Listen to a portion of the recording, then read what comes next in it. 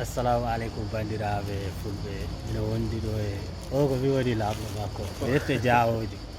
Ibrahima Diawo yire e piiro wani min gandodiri ɗo vraiment ko neɗɗo moƴƴo komo tambanajo kono vraiment komo neɗɗo moƴƴo ji kanko kadi o soodi wutteji ɗi pulo fof ko goto pulo fof ko goto Diawo mi salmini bandiraɓe foof kadi yo pot andu pullo fof ko goto mi ala ɗum heɗa ala e ɗum fof ko gotum woti en jaab goɗɗo ara fecca en inchallah woti en jaab ɗum sa yi ɓeyi en pecca ko ha gonen seeɗa ɓe gara ɓe ɓurto en ɗum noon woti en jaab ɗum woti en jaab ɗum ko jamnoɗen hanke hecci hanke han caloɗen ɗum ɗum noon mi salmini onon bandiraɓe foof oɗo ko min woni lamɗom eyyi ɗum noon jerejef Seydi Sow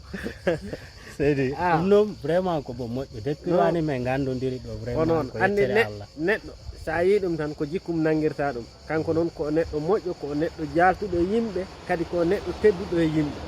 neɗɗo noon sa yiide muɗum so teddinima aɗa foti hokkude ɗum respecté teddina am nde gando nde tawno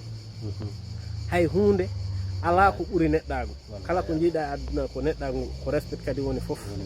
neɗɗo sa respectani hoorema tan ay sa respectani goɗɗo an a respectani jinnama sa respecti jinnama